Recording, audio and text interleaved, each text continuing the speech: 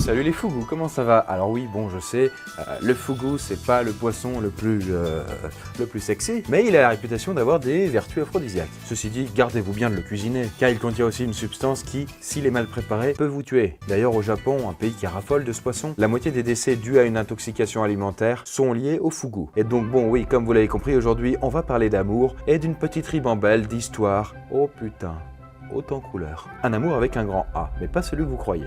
D'ailleurs, peut-être que le 14 février, vous avez l'habitude de célébrer la fête des Lupercales. Comment ça, vous ne connaissez pas les Lupercales? Enfin, et vous savez, c'est cette fête très célèbre de la fertilité romaine, au cours de laquelle des prêtres nus, sous une peau de bouc, fouettent le ventre des femmes avec des lambeaux. Comment ça, on ne la fête plus? On fête plus ça? Bah non, On fait plus le ça. 14 février, c'est des dîners romantiques aux chandelles. On fait des dîners romantiques? Ouais.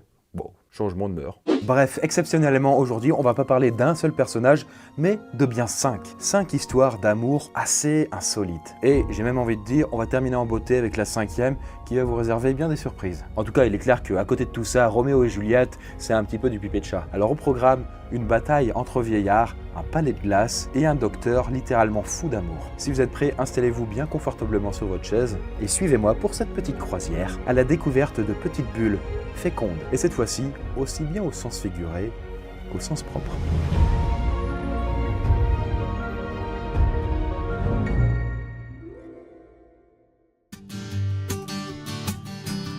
Alors, on va commencer notre périple avec une étape en Serbie. Nous sommes dans la petite ville de Leskovac, dans le sud du pays. Attendez, c'est un nom compliqué. Radivoje Sinadinovic, bon, qu'on va surnommer Radi entre nous, à près de 77 ans. C'est un bon petit vieil homme, et il file le parfait amour avec une certaine Zivkissa, qu'on va prénommer Zezette entre nous. Une femme qui est 25 ans moins âgée que lui, ce qui porte quand même son âge à 52 ans, quoi. Et le couple projette même de se marier. Enfin, tout ça, c'était avant le drame, bien entendu. Tout ça, c'était avant le drame, messieurs, dames.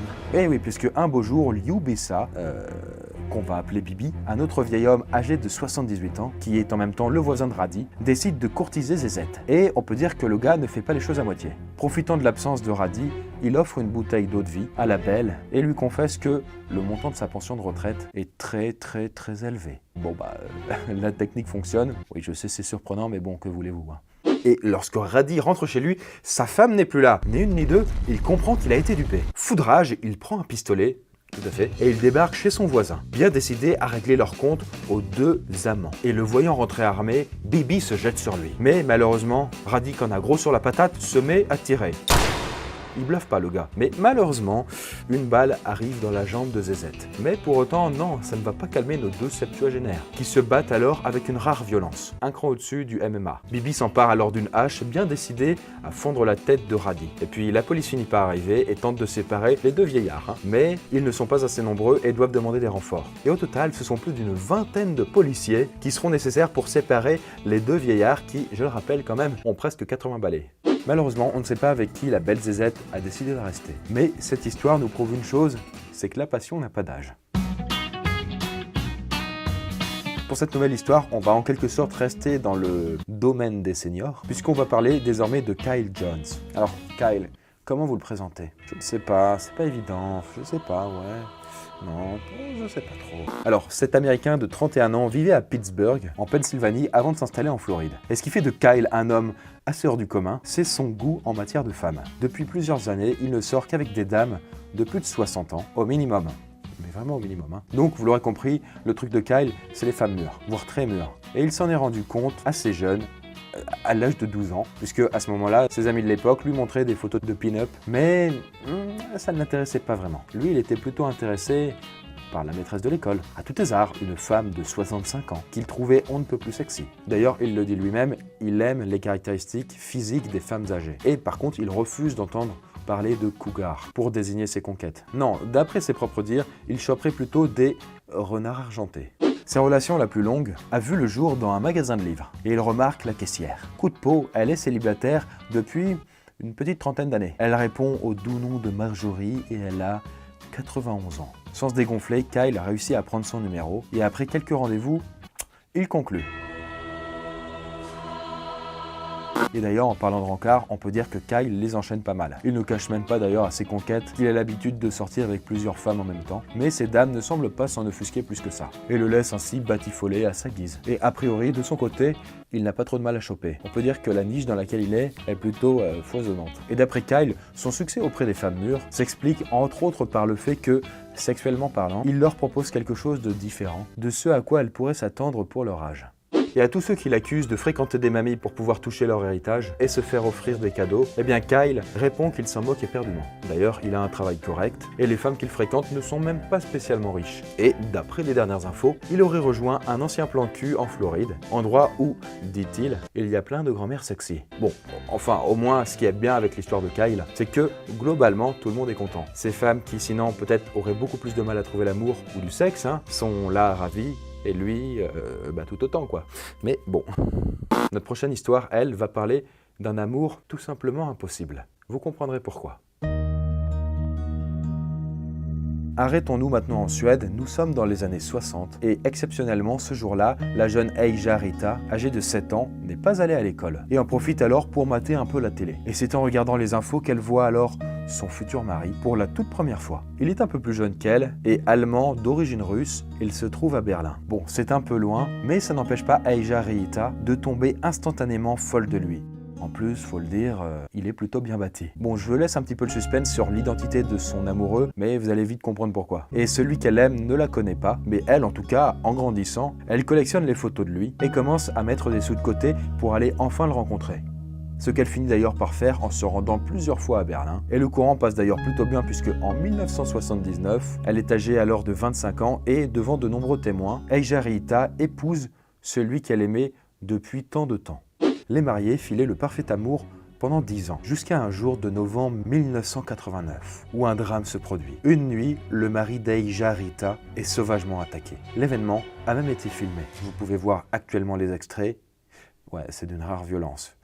Ouf. Ouais. Et donc vous ne rêvez pas, Eija Rita était mariée avec le mur de Berlin. Bien sûr, elle fut horrifiée par la mutilation de son mari et ne put rien faire lorsqu'il fut détruit. Rentrée en Suède, elle construisit une réplique de son mari et essayait de se consoler en admirant les photos de lui avant qu'il ne soit attaqué. Alors oui, Eija Rita est objectophile. Voilà, le mot est suffisamment évident, je pense. Ou est-ce que je dois rentrer dans les détails? Bon, d'accord. Donc bon, l'objectophile, dont la fameuse mécanophilie est une variante, est le fait d'être sexuellement attiré par des objets. Et l'histoire de Eija Rita est tout simplement l'un des premiers cas connus. Pour ce qui est de la fin de l'histoire, Eija Rita a réussi à surmonter la mutilation de son mari, mais elle a avoué aussi avoir un petit peu fricoté avec une clôture. Une clôture, ouais. Ah, et aussi, pour ceux qui pourraient se le demander, elle ne trouvait pas la muraille de Chine à son goût. Non, beaucoup trop large, beaucoup trop envahissante, non. Mais attendez, qui dit mur de Berlin dit quand même URSS, et qui dit URSS dit Russie. Il s'agit précisément de notre prochaine étape dans cette croisière insolite des amoureux. Pour cette nouvelle histoire aussi légendaire qu'incroyable, je vous propose de faire un nouveau saut dans le temps pour remonter jusque dans les années 1740. À cette époque, celle qui règne sur la mère patrie est la redoutable Anna Ivanovna, réputée pour être légèrement tarée. Elle s'amusait notamment à s'entourer de gens difformes et estropiés. Sacré délire entre nous, en toute compassion pour cette personne bien sûr. Et bon, un hiver, alors qu'il faisait particulièrement froid, l'impératrice se mit en tête, accrochez-vous bien, de construire un palais de glace. Voilà, un peu comme la Reine des Neiges, mais sans le côté olé olé. Et l'édifice, tout en blocs de glace, s'élevait à près d'une dizaine de mètres de hauteur, était large de 7 mètres de long pour 25 de longueur. Ça faisait quand même une bonne grosse bâtisse. Bon, jusque-là, c'est bizarre, mais bon. Soit. Et peu à peu, avant que l'impératrice ait l'idée de construire son fameux château glacé, un noble de la cour, Mikhaïl Alexeïevitch Galézine, eut la mauvaise idée de se marier sans le consentement d'Anna. Et c'est une double faute, puisque non seulement Galézine n'a pas demandé son avis à cette chère impératrice, mais en plus, il a épousé une catholique et s'est converti. Pour rappel, à ce moment-là, la Russie est orthodoxe, donc la pilule a du mal à passer. Malheureusement, la femme de Galézine décède des suites d'une maladie. Et l'impératrice, pour le punir, décide de faire de lui son bouffon. Alors bon, niveau humiliation, c'est déjà assez vénère, mais ce n'est que le début pour ce pauvre Mikhaïl Galézine, puisque non content de l'humilier fréquemment, l'impératrice le força à épouser l'une de ses servantes. Et bien sûr, elle se réserva le droit de désigner la nouvelle femme de son bouffon. Et comme vous le savez, du coup, l'impératrice aimant s'entourer de femmes assez du coup vilaine, pas gâtée par la nature, son choix se porta sur la plus laide d'entre toutes pour que la punition soit tout à fait inoubliable. Le mariage eut alors lieu, parce qu'il y a eu un mariage et ce fut une véritable mascarade. Le couple fut mis dans une cage sur le dos d'un éléphant et promené partout en ville, escorté par un troupeau de porcs et de quelques ours. Voilà, ils savaient s'amuser à l'époque. Et le cortège se rendit jusqu'au fameux palais de glace où les nouveaux mariés devaient passer ainsi leur lune de miel. Bon alors je vous rassure, l'histoire finit bien puisque arrivé au printemps, le palais finit par fondre. L'impératrice mourut de maladie la même année et finalement, Galitzine et la servante se plurent beaucoup. Comme quoi toutes les romances ne se finissent pas mal. Et celle-là d'ailleurs se termine plutôt bien pour eux. Mais pour notre dernière histoire, il en est tout autrement. Bon, je préfère vous prévenir, cette histoire est très étrange, un peu plus longue que les autres, et il faut avoir le cœur bien accroché. Karl Tanzler est né en 1877, radiologue et mythomane sur les bords, il mène une vie on ne peut plus banale. La seule singularité de ce médecin, c'est qu'il prétend avoir des visions. Une ancêtre lui aurait apparemment prédit plusieurs fois qu'un jour il rencontrerait une femme exotique aux cheveux noirs, et que cette femme serait la femme de sa vie. Ainsi donc, la vie de Karl Tanzler passe tranquillement jusqu'à ses 49 ans, âge auquel il décide soudainement d'abandonner femmes et enfants pour partir en Floride. Là-bas, il trouve sans peine un poste dans un hôpital de la ville de Key West, et c'est ainsi dans cet hôpital que la vie du docteur va changer du tout au tout. Un beau jour, il reçoit une nouvelle patiente. Elle a alors 21 ans, s'appelle Maria Elena Milagro de Hoyos, bon, nous on va l'appeler Elena, et ses cheveux sont d'un noir de jet. Et immédiatement, le docteur tombe fou amoureux de cette patiente. Pour lui, cela ne fait aucun doute, c'est la femme de sa vie. Celle dont parlaient tant ses visions. Oui, c'est elle est là. Mais malheureusement, il y a un petit problème, c'est que Elena est atteinte de la tuberculose, une maladie grave qui fait des ravages dans la région à l'époque. C'est une maladie assez méchante qui vous donne de la fièvre, ça vous fait tousser le sang et vous maigrissez littéralement à vue d'œil. Ça met pas vraiment en valeur quoi. Mais Tanzler s'en fout, il prend immédiatement sa nouvelle patiente sous son aile. Et il commence par lui offrir des fleurs avant de la couvrir de cadeaux. Et en parallèle, il met tout en œuvre pour la sauver. Et quand je dis tout, c'est vraiment tout. Et ça allait même jusqu'à des méthodes non homologuées et un peu bizarres qu'il met au point rien que pour elle. Par exemple, des électrochocs, donc hashtag médecine douteuse. Et passionné, Tanzler finit par avouer son amour à Elena. Mais petit détail quand même qui a son importance, c'est que le temps passe, l'état d'Elena empire de plus en plus, mais rien n'indique que la jeune femme partageait les sentiments du docteur. Autrement dit, elle s'en foutait un peu quoi. Et malheureusement, après plus d'un an d'efforts acharnés, c'est le cas de le dire, Karl Tanzler ne parvient pas à sauver sa dulcinée et cette dernière meurt dans la nuit d'Halloween 1931. Le docteur est alors effondré, il paye lui-même les funérailles et il fait construire un mausolée dans lequel le corps de la jeune femme sera transféré. Et chaque nuit, il vient se recueillir devant la tombe de celle qu'il aime encore. Parfois même, il lui chante sa chanson préférée. Lorsqu'il le fait, il prétend qu'Elena vient le voir sous la forme d'un esprit et qu'elle le supplie de la sortir de sa tombe pour l'emporter avec lui. Et ainsi, 2 ans après l'inhumation de son grand amour, le docteur cède à la tentation et une nuit déterre le corps de sa douce et l'emporte effectivement avec lui. Alors pour rappel, on est au sud de la Floride. Le climat est tropical et après près de 2 ans passés dans le mausolée, le cadavre d'Elena est dans un état de décomposition assez avancé. Mais ce n'est pas un problème pour Tanzler, qui décide de restaurer lui-même la Maccabée. Il commence par relier les os entre eux avec des cordes de piano, puis pour remplacer la peau putréfiée de la défunte, il décide d'utiliser de la soie enduit de cire. Et les orbites creuses sont remplies avec des yeux de verre, et les organes sont remplacés par des draps et des chiffons. Voilà une sorte de momie sur pattes. Et Tanzler finit son œuvre macabre en fabriquant une perruque avec les cheveux d'Elena. Bien sûr, il couvre le tout avec divers produits et parfums pour masquer l'odeur de décomposition quoi. Et une fois le cadavre complété, il l'habille avec les vêtements que Elena portait autrefois, quand elle était vivante, c'est quand même bon de le rappeler. D'ailleurs, d'après la légende, une fois sa création achevée, on raconte que le docteur tenta d'électrifier le cadavre pour le ramener à la vie. Oui voilà, on est totalement dans un délire à la Frankenstein. Et contre toute attente, ça n'a pas marché. Et bon bref, le docteur Tanzler va vivre près de 7 années avec le corps restauré d'Elena. Vous avez bien compris, 7 ans c'est long, surtout avec un cadavre. Et donc 7 ans pendant lesquels des rumeurs étranges le concernant vont se multiplier. On raconte qu'il vit avec un mort, à raison. Et la sœur d'Elena, qui elle est encore bien vivante et qui au départ n'accordait pas de crédit au ragot, décide finalement de rendre visite à Tanzler pour s'assurer bel et bien que les histoires qu'on raconte sur lui sont fausses. Pour être rassurée quoi. Mais bon, là, elle va pas être déçue puisqu'elle découvre alors sa macabre création et prévient alors immédiatement les autorités. Tanzler est arrêté et envoyé en prison en attendant son procès pour vol de cadavre.